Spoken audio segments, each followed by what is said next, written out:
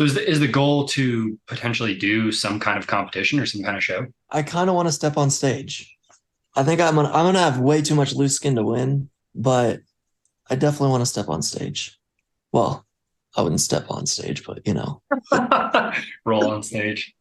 It's dude, if roll on somebody stage. doesn't make a joke about skipping leg day, I'd be disappointed. Dude, no, yeah, no. So it's funny because like there's a war in like my comment section of people who are like, man, that's fucked up. Like, why are you like saying that, bro? And then you have people like making the leg day jokes or like Joe Right, right. Swanson's another one. Hey, Joe. Oh, don't say it, Peter. No, I was just wondering, Peter, I swear to God. what's your handicap? Every hole. That's a joke that just doesn't get old. And so you just have a war of people like, that's fucked up. You shouldn't say that. And I'm just sitting there like, bro, I am on the Joe Swanson arc. Like, what are you talking about? Like, and it is fucked up, but it's still one of those things where it's like sometimes you gotta laugh at how fucked up things are, you know? No, I'm the biggest component of disabled jokes. I very much endorse them because I feel like if you can't laugh at yourself and you can't like laugh at the situation you were put in, then I feel like you don't have a right to laugh at like other jokes about different things. You know what I'm There's saying? there's an episode of South Park that I remember watching when I was like in high school, and I think it was actually like the episode about like the Muslim prophet Muhammad, and the thing was like either it's okay to laugh at everything or you can't laugh at anything. If you don't show Muhammad, then you've made a distinction between what is okay to poke fun at and what isn't.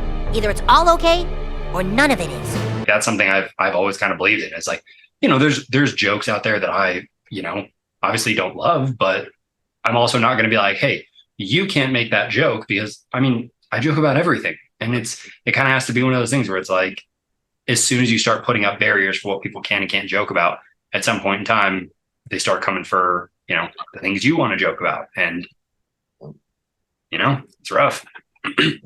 That's like I said, I'm a huge component of, and I feel like anybody who watches this that has a disabled friend, because I've noticed a lot of disabled people are like me, where they think it's funny and they like the disabled jokes. Like most of the paraplegics and people with cerebral palsy and people with like really big disabilities I've met, they like the disabled jokes and they think it's funny.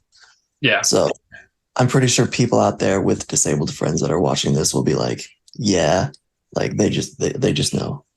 Well, yeah, it normalizes it too, because like nobody wants the friend that you have to walk on eggshells around and stuff and be like, oh God, like am I gonna hurt their feelings? I mean, my best friend that I was talking about before we started this, he's a pretty big guy, and he has jokingly referred to himself several times as the most fat person on the planet.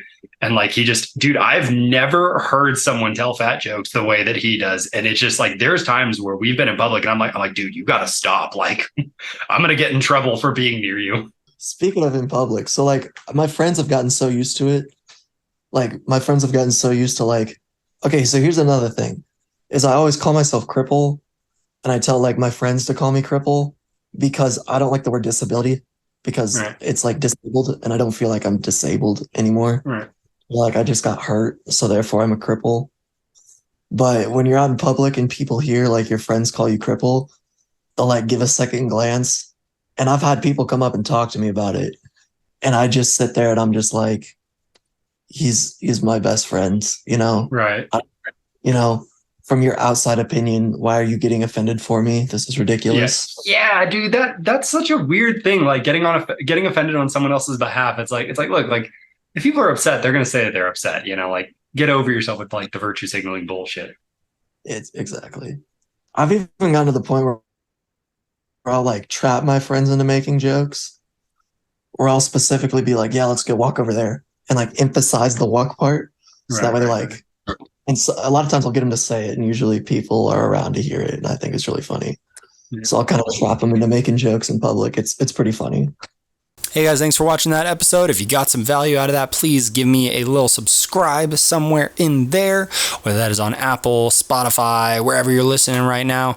And you can also find me on TikTok, Instagram, pretty much everywhere, honestly, at AndrewPFM.